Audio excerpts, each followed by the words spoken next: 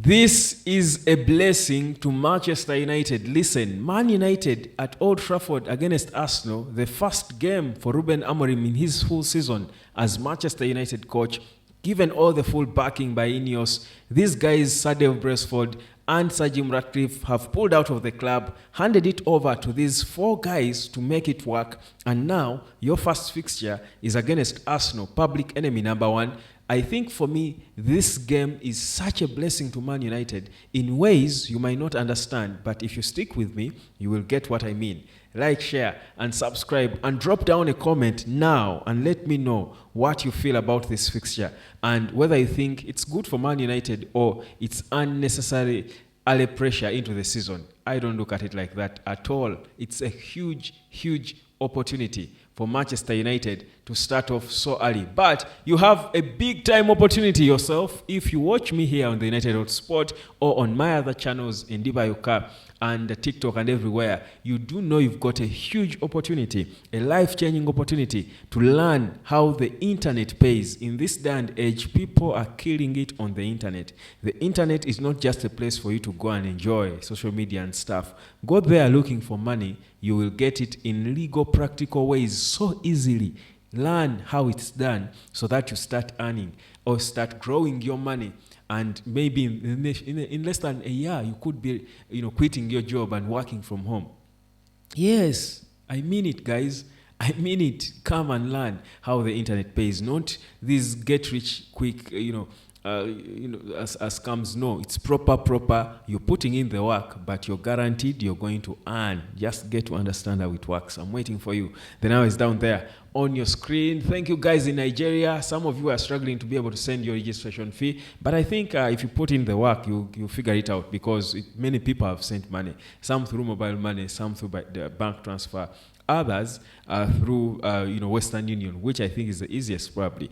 But let's anyway get into the proper football talk, because Man United on the 17th of August is playing against Arsenal at Old Trafford in the first Premier League game of the season. Now, this is why I say that this fixture is good for Manchester United in all ways. First of all, if you are the Man United team, led by now Omar Berada, the CEO, then Jason Wilcox, Ruben Amorim, and Christopher Vivo, the director of recruitment, and you see that your first fixture in this first season, where people are going to judge you, is against the public enemy number one, you certainly want to quicken every process in terms of signings. Like right now, we know that the Mbeumo talks are going on, and guys, don't you worry. Like I've been telling you, I've been saying it here, telling you that Mbeumo is a Man United player. He wants Man United. That's what he wants. That's the heart. That's where he feels he should be playing. And he has made that known to Spurs, and they have cooled their fire. They have calmed down and looked elsewhere. But they'll probably go for his teammate Vase or something. But Man United is the club he wants, and now as it is, the talks are going on between, and United will be now looking to tell Brentford to expedite their response. In fact, it is said that Man United are putting together the second official bid, which they hope that Brentford will be able to accept, so that they move on to other departments which they've got to sort. Now, so Mbeumo is still, I think, 75 or 80% Man United's player, I think, in terms of where he's going. But away from that, how the fixture helps you now have reason to be fast, because you want to have the best possible preparation for such a game. Because remember, they do all know that the whole world is going to be watching them, not just because it's the first big game of the Premier League weekend, but also it's a game where Arsenal supporters are thinking this is our biggest enemy. This is the season where we should be winning it. If Arteta doesn't, we are gone. So certainly people want to see, but also the excitement of seeing what is Amorim cooking.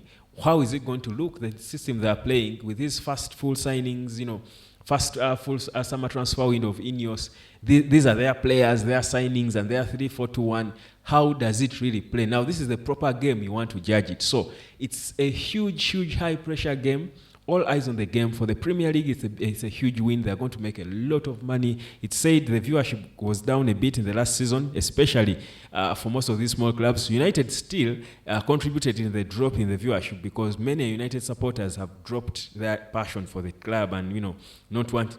so many people don't want to watch Man United games anymore. Many of you perhaps are like that. So the numbers have gone down, but you think that's a game that's going to step them up, tenfold. It's going to probably be a record-breaking, viewership for the Premier League. So in terms of finances, they're going to make a lot of money.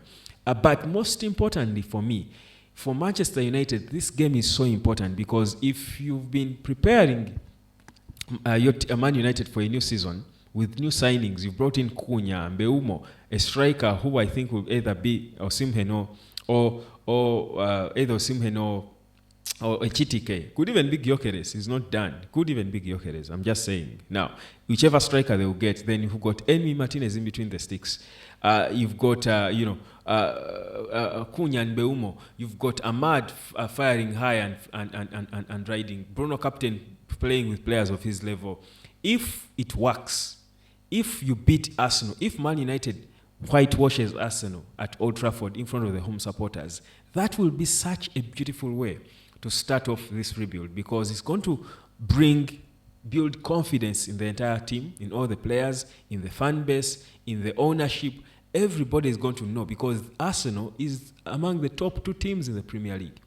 It's one of the model clubs in the Premier League now. So if in the opening game of your new, new look Man United, you humble them at home, trust you me, Fulham will come, will face you more worried, even if they'll be at home at the Craven Cottage. Burnley will face you worried. They will fear you. The fear factor will be back in Man United. Man City will know, and will know that, of course, if they beat you before, if Man United beat you before in their worst state, how about now? It would be a proper Manchester derby. Chelsea will know. They will feel intimidated facing you. So I think that game is one that will bring back the whole, fear factor around Man United, around Old Trafford. But also, it could just crash the entire, Amorim process. Because if it's a poor show, if Arsenal just disposes them off, because Arsenal could have Gyökeres leading the line, they could have Bukayo Saka, they could have Rodrigo. They are seeming to push to get Rodrigo. They could have Rodrigo in there. That would be a lethal attack. They could even have Garnacho. Could have joined Arsenal. It's possible that Arsenal, I told you they inquired about him. They could get him. It's a club he could prioritize, definitely. So, if they brush you aside, then trust me, Fulham are going to be more confident playing you at their home.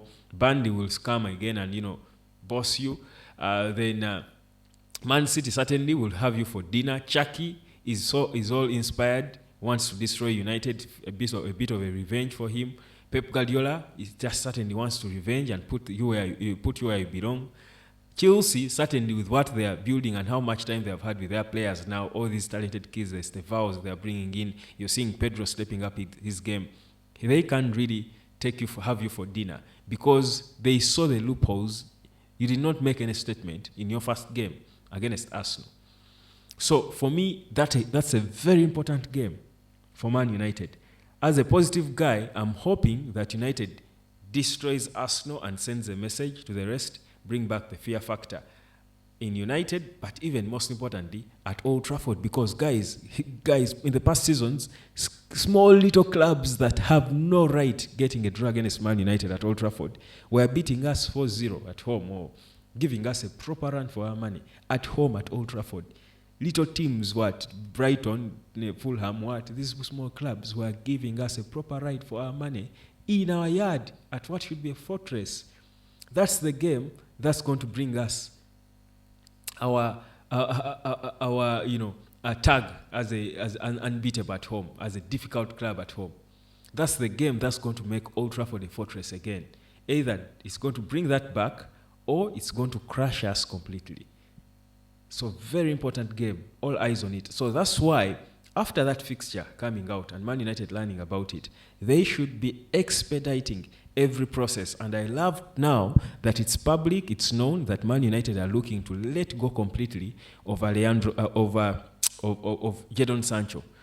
Sancho out is the first option, fully out, sell him permanently. Then the loan, if you fail to find a permanent buyer, then you can consider loan options. Napoli wants him.